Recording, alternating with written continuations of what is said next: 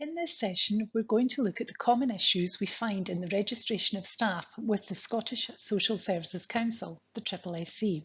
We will explore some of the systems you can put in place to help you ensure staff are and remain appropriately registered.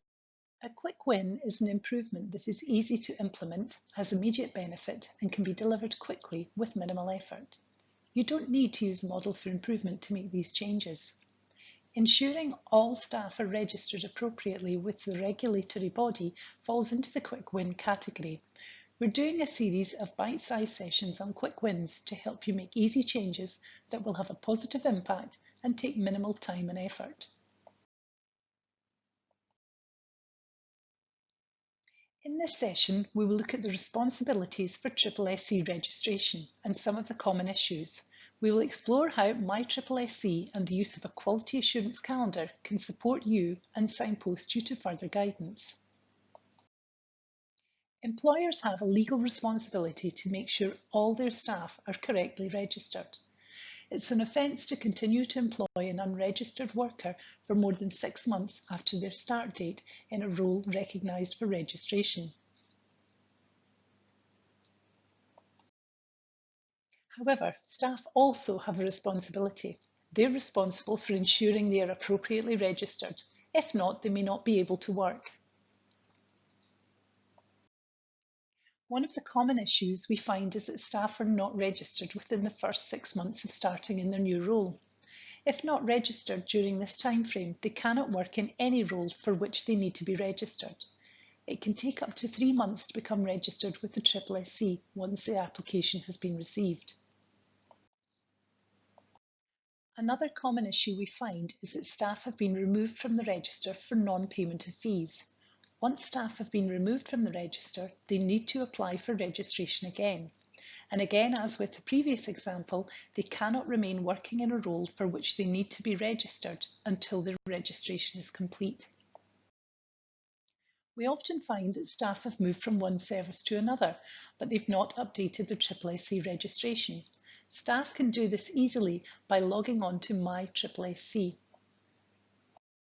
We can also find staff not on the correct part of the register.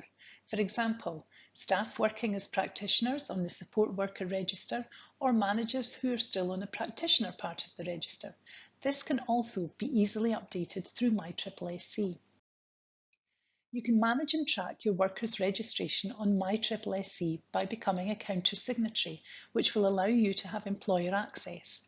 The lead counter-signatory is the senior representative in an organisation. This is who the SSSC will contact about registrations.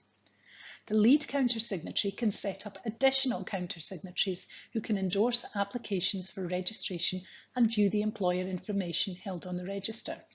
You do not need to be registered with the SSSC to be a counter-signatory or a lead counter-signatory. When you sign in as a counter-signatory to MySSSC, you will be given a range of information about the staff who are registered under your service. The first column details the name of the staff that are registered under your service in alphabetical order. This enables you to quickly see if you have any staff working in your service who are not showing under your service name. This could be because they are either not yet registered or have moved from another service to yours but not transferred their registration. The next column shows the registration number.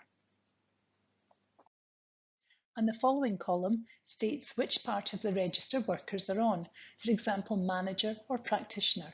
This helps you easily identify if any staff have changed roles but have not updated the registration. The fourth column shows when the annual fee is due. It will also show if an annual fee is overdue. This provides a valuable prompt for you to remind workers of the need to pay their annual fee. The next column indicates the registration status. The most likely status you will see is either registered or registered with conditions. It then shows if a referral has been made. And lastly, the date removed from the register. You can click onto the record for anyone in your service to find out more information, for example, details of a referral. As we've just seen, there's lots of helpful information on MySSSC. As a counter-signatory, you can use this to support you to effectively manage your workers' SSSC registration. It can be helpful to populate your quality assurance calendar with key dates. You may decide to undertake regular checks of information held in MySSSC. It varies how frequently services do this and usually ranges from monthly to every 3 months. However, when deciding which frequency is best for you, it can be useful to consider that information can change quickly. In addition to your regular checks of MySSSC, there may be some individual checks you want to undertake on specific dates. For staff new into the sector who are not already registered with SSSC, you can put in dates to check the progress of individual applications. There is detailed information about registration, including the process of how to register, how to become a counter-signatory, and the benefits of registration on the SSSC website. Further information about the responsibilities of employers and workers can be found in the SSSC Codes of Practice. We hope the information we've shared with you has been helpful and supports you to put effective systems in place to manage staff registration with the SSSC.